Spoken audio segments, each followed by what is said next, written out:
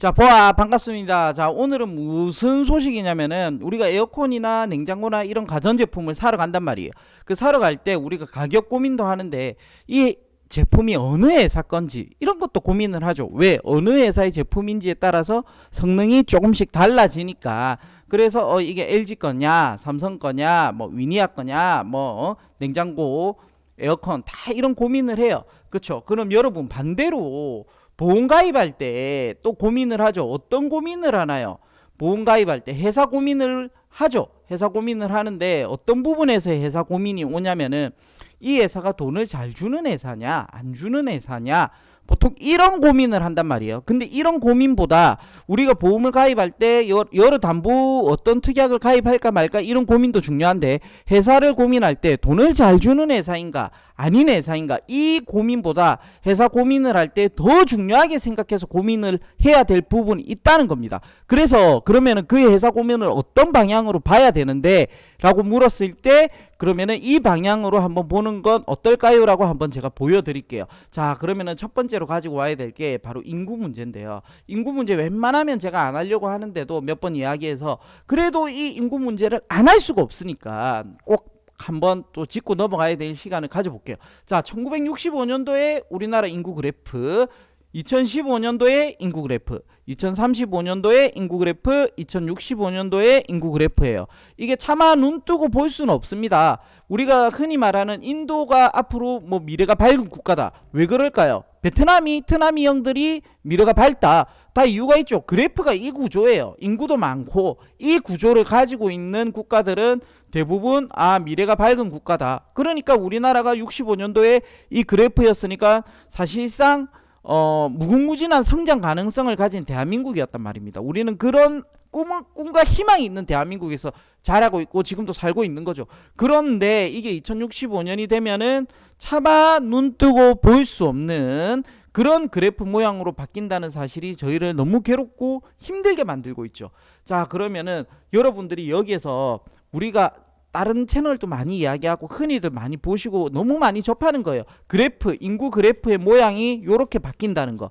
근데 여기서 그래프 모양은 너무 익숙한데 우리가 또 하나 엄청 중요하게 생각해야 될 게 있어요. 그게 뭐냐면은 바로 총 인구 숫자예요. 이 그래프만큼 중요한 게 바로 총 인구 숫자인데, 총 인구 숫자가 어떻게 되는지를 한번 볼게요. 100년 뒤에 1500만 명으로 감소를 한다는 거예요. 자, 그쵸. 우리가 그래프 모양이 삼각형이냐 역삼각형이냐에만 집중을 했는데, 역삼각형 가는 것도 슬픈데 총 인구 숫자도 1500만으로 엄청나게 많이 줄어든다는 거예요. 3600에서 1500. 인구가 계속 줄어드니까 우리가 가지고 있는 많은 지금 삶의 변화가 찾아올 수밖에 없어요. 자, 그래서 여기에서 인구 그래프도 슬픈데 총 인구수까지 너무나 급격하게 줄어드니까 이거에 대한 대처를 어떻게 해야 될 건지를 생각을 해야 되면서, 자, 그러면은 이제 왜 보험회사 선택에 고민이 오느냐 본격적으로 한번 이야기해 볼게요. 자, 이 그래프를 보시면 조금 더 이해가 쉽게 될 건데요. 요게 1980년대 우리나라 그래프예요. 지금 2020년 그리고 2060년이죠. 1980년대 보시면요, 하체가 아주 튼튼해요. 그죠? 이 1980년도에는 그래서 급격한 경제성장이 이루어질 수밖에 없었죠. 엄청 발전을 했고요. 근데 이 1980년도의 시대 배경을 좀 자세히 보면요, 뭐예요? 1980년도에 개인 보험 있잖아요. 지금 우리가 가지고 있는 이런 개인 보험을 가지고 있으신 분이 거의 없었어요. 거의 없었다는 말은 무슨 말이냐면, 보험회사라는 걸 딱 차려가지고 이제 1980년도에는 보험을 스스로 가입할 수 있는 능력들이 조금 길러졌다는 거예요. 즉, 요 1980년도 이전에는 먹고 살기 힘든데 보험은 무슨 보험이니, 오늘 하루 벌어먹고 하루 살기도 힘든 세상이야, 이럴 때 보험 가입이 됩니까? 보험 가입이 안 되죠. 위험 관리가 안 되는 거예요, 이때는. 그러니까 1980년도부터 우리 가정에 뭐예요? 저축이라는 것도 할 수 있고 돈도 쌓이고 좀 여윳돈도 생기는 거예요. 그러면은 여윳돈도 생겨야 되고 지켜야 될 것도 생기니까 이제 보험이라는 걸 가입할 수가 있겠네요. 그리고 또 중요한 건 뭐예요? 보험이라는 건 아무래도 가입해 보셔서 알겠지만 나이 드신 분들이 가입하기에는 조건이 그렇게 좋지도 않고 힘들어요.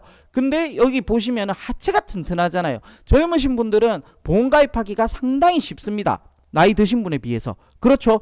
그러니까 우리가 하체도 튼튼한데 요 사람들이 보험도 없네, 그러니까 보험회사를 설립하면 떼돈을 버는 거예요, 이때는. 그래서 1980년도에 우리가 아는 흔히 외국계 보험회사들 있잖아요. 이때 1980년도에 다 들어온 겁니다. 이때 왜 들어오냐, 누가 봐도 여기는 황금알을 낳는 거의 시장이에요. 그러니까 한국을 굉장히 압박합니다. 니네 보험 시장 개방해라. 그 한국이 등살을 못 이겨서 미국의 보험 시장을 개방해줘요. 개방을 해주죠. 그래서 미국의 보험회사들이 엄청나게 들어옵니다. 들어와가지고 이제 이때부터 한국의 보험 시장 보험회사들의 그 성장률이 20%를 막 초과해요. 엄청나게 성장하는 거예요. 그래서 너도 나도 그냥 보험회사를 만들면 성장할 수밖에 없죠. 왜냐하면 보험가입 수월하죠. 전부 다 보험가입이 안 돼 있죠. 그렇죠. 그러다가 지금 2020년도에 딱 가만히 보니까 2060년도의 모습이 이런 모습이에요. 그러니까 지금 외국계 회사들이 다 매각하고 떠나죠. 눈 뜨고 볼 수 없는 시장이다 이거는.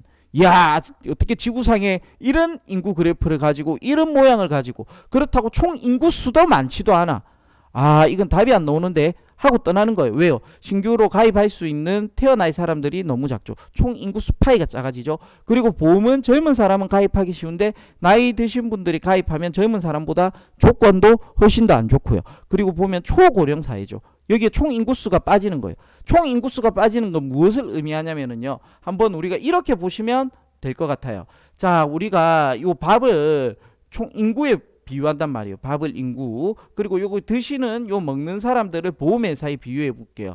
보험회사가 10개가 있지만 우리가 총 인구수 대비해서 밥이 10공기니까 보험회사가 다 이렇게 성장을 할 수 있고 너도 나도 배부르게 먹을 수 있어요. 근데 우리가 그래프를 봤지만 그래프가 슬프기도 한데 더 중요한 건 뭐예요? 총 인구수가 줄어드는 거라고 했잖아요. 총 인구수가 줄어드니까 어떻게 변해요? 보험회사는 10개인데 그죠?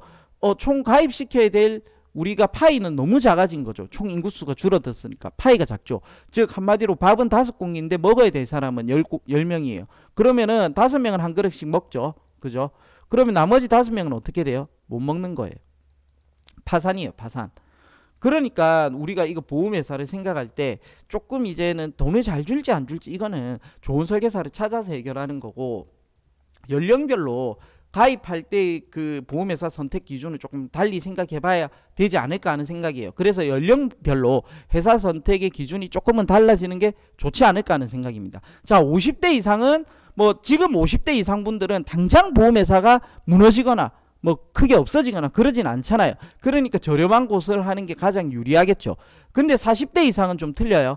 40대 이상은 약간 흔들리기 시작하는 시기란 말이에요. 그러니까 저렴하면서도 안정적인 회사를 찾아야 돼요. 당연히 너무 비싼, 안정적이기만 한다고 너무 비싼 회사를 찾으면 또 답이 안 나오니까 부담될 수도 있으니까 저렴하면서도 안정적인 회사. 근데 30대 이하 지금 태어나는 애들은 완전히 틀리죠. 무조건 안정적인 회사예요. 무조건. 왜? 내가 실컷 넣었던 나의 보험이 다른 회사가 인수를 해주면 되는데 그것도 안 해줄 경우에 만약에 없어지면 어떡하냐? 다 날아가는 거예요. 그러니까 30대 이하는 저렴한 회사보다는 안정적인 회사를 찾는 게 최우선이지 않을까 하는 생각이에요. 자, 그러면은 여기에서 이렇게 질문하시는 분이 있을 거예요. 예금자 보호법이라는 게 있어서 5천만 원까지 보장이 되는데 무슨 걱정이 있느냐, 이렇게 질문하시는 분이 있을 수 있죠. 자, 그런데 그것도 여러분들이 혹시나 잘못 생각하는 부분이기 때문에 꼭 기억을 해 두셔야 돼요. 사실 이 뉴스를 보고 제가 이거를 꼭 한번 말씀을 드리는 게 좋겠다, 이 뉴스에 근거한 거죠. 자, 보시면은 보험사 파산 시 해지환급금만 보장이 되는 거예요. 보험금, 내가 예를 들어서 암진단금 5천만 원을 가입했고요. 해지환급금은 1,000만 원이에요. 그러면은 얼마를 보장받을 수 있냐? 1,000만 원을 보장받는 거예요. 자, 총 낸 돈은 2천만 원, 암 진단금 나오는 건 5천만 원, 해지환급금은 1,000만 원이다. 자, 그럼 이 중에서 나는 무엇을 보상받을 수 있냐? 이 1,000만 원을 보상받는 거예요. 자, 보험사가 파산했을 때 돌려받을 수 있는 금액이 소비자들의 기대에 훨씬 못 미친다는 지적이 나오는 거예요. 이게 먼 훗날에 한번 난리가 날 수도 있기 때문에 이게 보험금으로 바꿔야지 된다, 이런 말을 하는 거죠. 자, 보험사가 무너져도 예금보험공사가 5천만 원까지 보호하는 항목은 보험료나 보험금이 아닌 해지환급금이라고 밝혔죠. 자, 보장성 보험의 경우 일반적으로 보험금이 가장 많고 다음으로 납입한 보험료 총액이 많으며 해지환급금이 가장 적죠. 그렇죠. 더군다나 요 근래에는 우리가 저렴한 보험료를 찾기 때문에 무해지 환급형이라 해서 무해지 보험을 많이 가입을 하신단 말이에요. 그러니까 해지 환급금이 더 적어질 수밖에 없죠. 따라서 유사시 보험금이나 보험료가 보호될 것으로 예상하는 가입자는 이보다 적은 해지 환급금이 보호됨에 따라 충격을 받을 가능성이 크고, 이게 갑자기 무슨 소리냐, 이게 왜 나에게 이런 배신을 뒤통수를 때리느냐, 난리가 날 가능성이 커요. 그렇기 때문에 우리가 이 예금자 보호법을 너무 믿고 아무 나이가 어리신 분은 아무 회사나 선택하기보다는 이런 것도 같이 고려를 하는 게 좋지 않을까 하는 생각이에요. 그래서 제가 한번 우리가 보험을 가입할 때 보험회사를 선택할 때 잘 주느냐 안 주느냐의 기준이 아니라 조금 이게 안정적인가 아닌가 이런 것도 한번 같이 회사 고민을 할 때 굉장히 중요한 부분이지 않을까. 근데 그거는 당연히 연령별로 조금 다르게 생각하는 게 가장 또 현명하지 않을까, 이런 생각을 하고 있습니다. 자, 그래서 이제는 우리가 보험을 가입할 때는 회사도 어느 정도 조금은 중요한 부분으로 생각해야 되지 않을까 하는 생각입니다. 이상입니다. 안녕.